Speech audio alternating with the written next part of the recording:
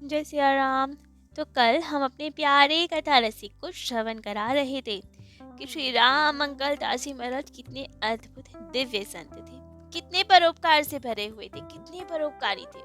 सबकी सेवा करने के लिए, मदद करने के लिए सदा तत्पर रहते थे।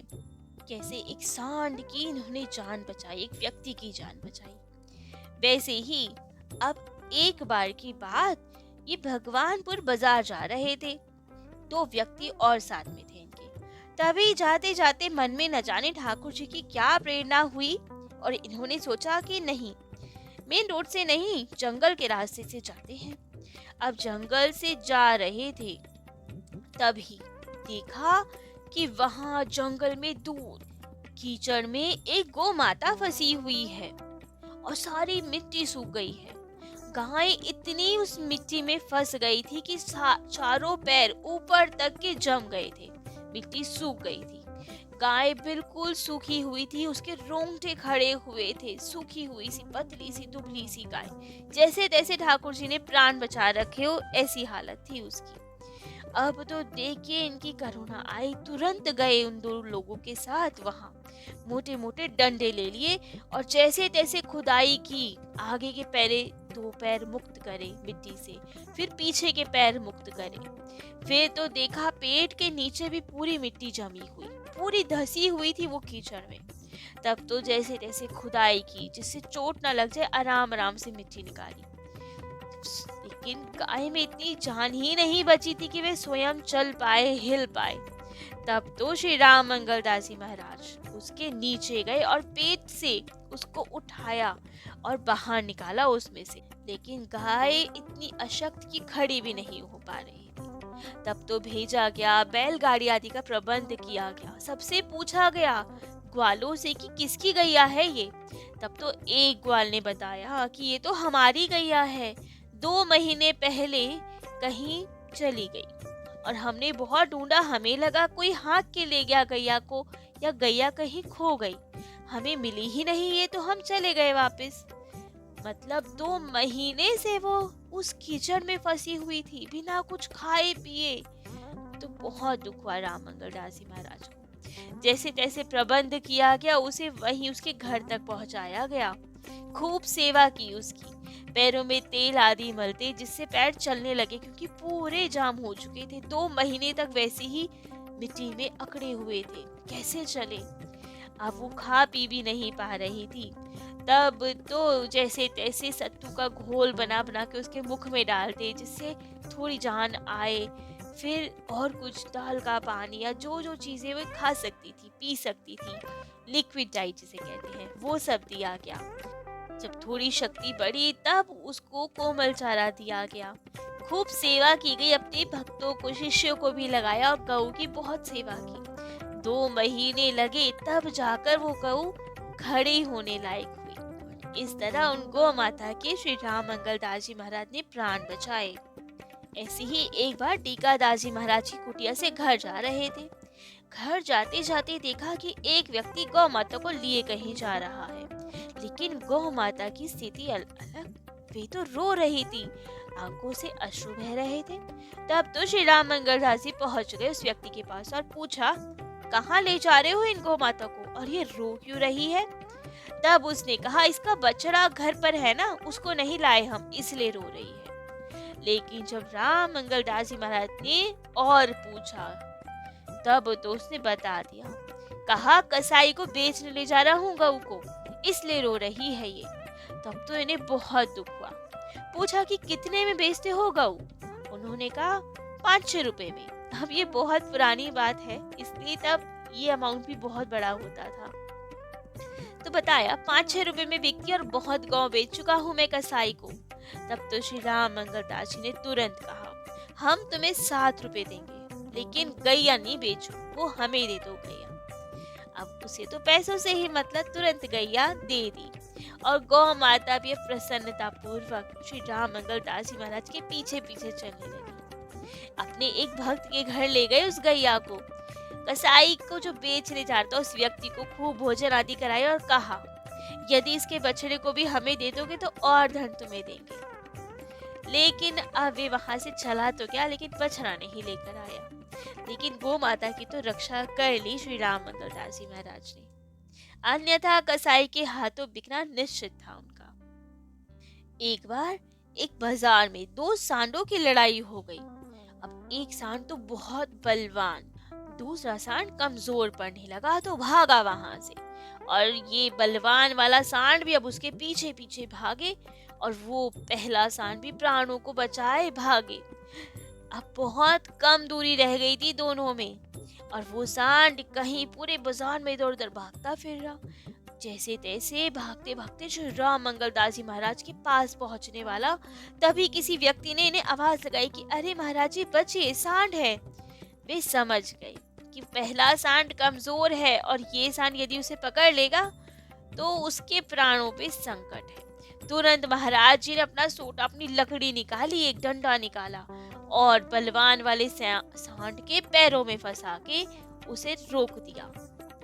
अब इतने निडर और साहसी थे कि सांड को रोक लिया। 15 मिनट तक उसे रोके रखा, जाने ही नहीं दिया, पैरों में डंडा फंसाए रखा, और धीरे धीरे अब सांड का गुस्सा भी शांत हो गया। और वो पहला कमजोर वाला सांड बहुत दूर जब चला गया, तब उन्होंने इस दूसरे सांड को छोड़ा। तो ऐसे एक सांड की भी रक्षा की इन्होंने। सभी जीवों से अत्यंत प्रेम करते थे श्री राम मंगलदास जी महाराज। एक जगह तो कच्चा कुआं सा था, जंगल का सा रास्ता, कच्चा कुआं, और उसमें जब ये जा रहे थे आसपास से तो देखा कुएं में कुत्ता पड़ा हुआ है। अरे बहुत दुखी कि ये क्या, कैसे गिर गया इसमें। अब वो चाह ही रहे थे निकालना, लेकिन इतने में नजर पड़ी वहां कुएं में केवल कुत्ता ही नहीं था, एक बड़ा विषधर नाग भी था। अब कुआं उस नाग से बहुत भयभीत, मासूमियत से रक्षा के भाव से महाराज जी की ओर देखे, और महाराज जी तो हृदय द्रवित कि अरे ये कहीं सांप कुत्ते को ना डस ले, कैसे बचाया जाए इनको। आसपास देखने लगे तो देखा एक बड़ी लंबी सी आम की डाल गिरी हुई थी। तुरंत उस डाल को कुएं में डाला और जैसे तैसे करके वो बड़े भुजंग नाग को बाहर निकाल दिया। अब तो कुत्ता भय से तो दूर, लेकिन अब कुएं में तो पड़ा हुआ है, कैसे कुएं में से निकाला जाए। और जाने कितने दिनों से पड़ा हुआ हो ये कुत्ता, भूखा हो, क्या किया जाए। तभी देखा कुछ बकरियों का झुंड आसपास था, खूब घास आती चल रहे थे, और इतने में एक बकरी ने एक बच्चे को जन्म दिया, लेकिन वो मृत था। मृत शावक अब जानकर उसको सूंघ कर कि मृत है, सारा झुंड चला गया वहां से। वो बकरी उस बच्चे को छोड़कर चली गई। तब तो श्री राम मंगलदास जी गए और उस मृत शावक को, बकरी के बच्चे को, मृत को कुएं में डाल दिया, जिससे कुत्ते का तो पेट भरे और कुत्ते ने भी वो खा लिया। तब तो वे तुरंत गए और बड़ी सी रस्सी लेकर आए, फंदा बनाया और कुएं में डाल के जैसे तैसे कुत्ते को बाहर निकाल दिया। अब कुत्ता तो समझदार, वे तो जानता है कि इन्होंने हमारे प्राणों की रक्षा की, तो खूब प्रेम से पूछ हिलाता हुआ इनके पीछे पीछे इनके घर तक चल दिया। अब न जाने कितने दिन का वो भूखा प्यासा था, तो उसे जाकर श्री राम मंगलदास जी महाराज ने खूब जल, रोटी, दूध आदि पिलाया। 4 दिन तक वहां रहा। इतने में ही एक व्यक्ति आया। उसने जब कुत्ता देखा तो पहचान लिया, आकर श्री राम मंगलदास जी महाराज से ही शिकायत करने लगा। कहा कि आप इस बदमाश कुत्ते को क्यों निकाल लाए हो? 10 दिन हो गए, हमने ही इसे कुएं में डाला था। बहुत खराब कुत्ता है ये, सब बकरियों को, बड़ी बड़ी बकरियों को नुकसान पहुंचा देता है, उन पे अटैक करता है, बंदरों को नोच लेता है, बड़े कुत्तों को परेशान करता है, इसलिए हमने ही इसे कुएं में डाल दिया था। आपने क्यों निकाल दिया इसे? तब तो श्री राम मंगलदास जी महाराज ने कहा, इसकी मृत्यु नहीं आई थी अभी, यदि मरना होता इसे तो वो सांप ही डस लेता। ठाकुर जी ने प्राणों की रक्षा की इसके, और बेचारा इतने दिनों से भूखा प्यासा था, हमें दया आ गई इस पे, इसलिए इसे निकाल दिया। ऐसे ही एक बार नैमिषारण्य की ओर जा रहे थे, जब छोटे ही थे, 16 वर्ष के थे। तो वहां से अब जब नैमिषारण्य 2 कोस रह गया, फिर ठाकुर जी की कुछ प्रेरणा हुई। अचानक इन्होंने कहा कि सड़क के रास्ते से नहीं, जंगल के रास्ते से जाएंगे हम।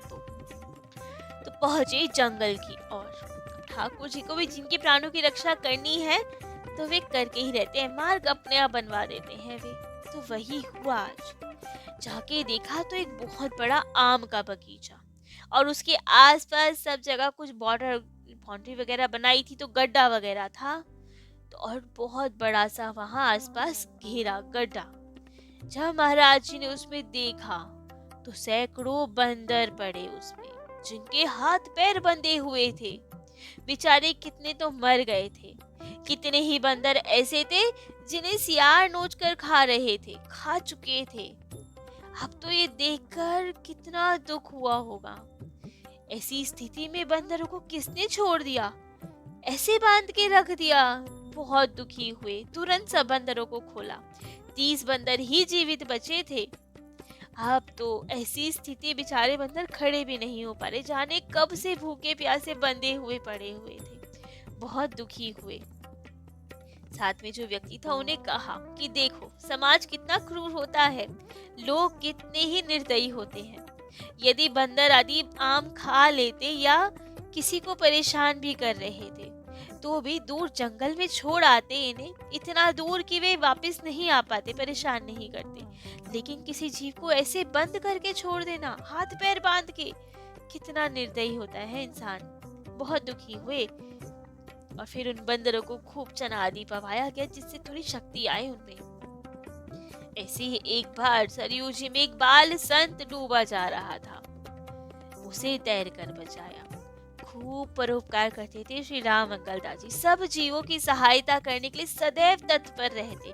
जिस स्थिति का इनका सेवा कार्य, उसी स्थिति का इनका भजन, अद्भुत ध्यान समाधि लगती थी इनकी। जब गुरुदेव से दीक्षा लिए केवल 2 महीने ही हुए थे, दीक्षा लिए नहीं, गुरुदेव के पास आए हुए, 28 की उम्र में गुरुदेव के पास आए थे सेवा आदि के लिए।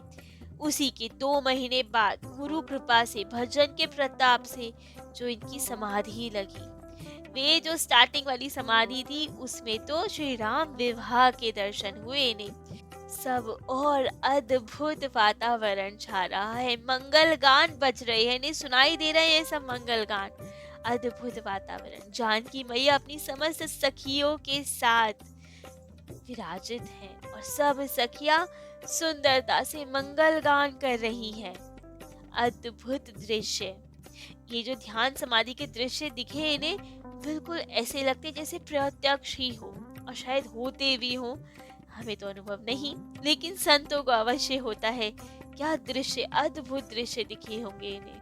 ऐसी ही एक बार ध्यान समाधि में राज दरबार का दृश्य दिखा, मिथिला के राज दरबार का। अब वहां ये हैरान कि कौन है। तब तो सामने जनक जी विराजमान राज सिंहासन में। अब राम मंगलदास जी ध्यान अवस्था में ही गए वहां पे और पूछा कि आप कौन हैं। तब तो राजा जनक जी ने बताया, अपना परिचय दिया। तब तो श्री राम मंगलदास जी अति प्रसन्न कि अरे वाह, आप राजा जनक जी हैं, तो कृपा कीजिए ना, राम जी की भक्ति का कोई पद सुना दीजिए, हृदय में उनकी भक्ति अपार बढ़ जाए। तब तो जनक जी भी बहुत प्रसन्न हुए और राम जी की भक्ति से रिलेटेड एक पद सुनाया, खूब आनंद में भर के पद सुनाया। इतना अद्भुत पद कि वो महाराज जी को तुरंत कंठस्थ भी हो गया, याद भी हो गया। बाद तक भी वे उस पद को गाया करते थे। अभी तक हम भक्तमाल के जितने चरित्र सुनाते थे, लेकिन आजकल जो कुछ दिनों से हम अयोध्या जी के संत चरित्र सुना रहे हैं, ये कुछ अलग ही अलौकिक चरित्र हैं। जल्दी सबको विश्वास होगा नहीं, लेकिन विश्वास करना चाहिए, क्योंकि ऐसा होता है। ऐसे दिव्य संत हैं जिन्हें दिव्य अनुभूतियां होती हैं, सब उसका उजागर नहीं करते। इसलिए भक्तमाल में भी इतने डिटेल में किसी भक्त का अनुभव नहीं लिखा, क्योंकि नाभा जी के ध्यान समाधि में वे भक्त आते थे तो कुछ कुछ चरित्र ही बताते थे। लेकिन श्री राम मंगलदास जी महाराज, बेनी माधव दास जी महाराज, ये तो कुछ समय पूर्व तक ही थे। उनके शिष्य द्वारा ग्रंथ लिखा गया, अपने अनुभव अपने शिष्यों को बताते थे, कितने ही प्रत्यक्ष देखते भी थे वो अनुभव, स्वयं के अनुभव है उनके। तो इसलिए इतनी डिटेल में कि क्या क्या उन्हें अनुभव होते थे, कैसे दृश्य दिखते थे, ध्यान समाधि कैसी होती थी, ये सब अलौकिक है। आज भी अयोध्या जी में कितने ही ऐसे संत हैं, लाखों ऐसे संत हैं जिन्हें ये सब अनुभव होता है। कनक भवन से जुड़ा कितना अनुभव होता है, कितने दृश्य दिखते हैं। सरयू जी में दिव्य संतों के दर्शन, ये सब आज भी अयोध्या जी में हो रहा है, होता ही रहता है। बस उतनी भक्ति होनी चाहिए, उतना प्रेम होना चाहिए ठाकुर जी से, संतों के प्रति उतना मान सम्मान होना चाहिए, तभी वे कृपा करते हैं। उतना भजन हो तो संत भी कृपा करते हैं, मार्गदर्शन करते हैं। हर युग के संत आके दर्शन देते हैं। ऐसे बहुत सारे चरित्र श्री राम मंगल दास जी महाराज ने अपने भक्ति भगवान चरितावली में लिखे हैं। हर मजहब के संत, चाहे वो मुसलमान ही क्यों ना हो, ठाकुर जी से इनका प्रेम हुआ। श्री राम जी, जानकी मैया से, हनुमान जी महाराज ने जिन पे कृपा की, मजहब कुछ भी था, लेकिन ठाकुर जी की प्रेम में उनको उनके दर्शन हुए, सरकार के दर्शन हुए। आज भी उनकी समाधि स्थल, ध्यान स्थल सब है अयोध्या जी में, जहाँ पे अनुभव हो सकते हैं, दिव्य संतों के दर्शन हो सकते हैं। यदि सच्चा प्रेम है, सच्ची भक्ति है हृदय में, तो आज भी दिव्य संतों के दर्शन होते हैं अयोध्या जी में। श्री राम मंगल दास जी महाराज के तो और भी बहुत चरित्र हैं, जो कि हम अपने प्यारे कथा रसिक श्री सीताराम जी को कल श्रवण कराएंगे। तो पूरी भक्ति विश्वास के साथ इनका चरित्र श्रवण करना चाहिए, संदेह नहीं होना चाहिए मन में। तो आज के लिए आज का चरित्र तो इतना ही। कल अपने प्यारे कथा रसिक श्री सीताराम जी को श्री राम मंगल दास जी महाराज के ही अन्य और दिव्य चरित्र श्रवण कराएंगे। जय जय श्री सीताराम।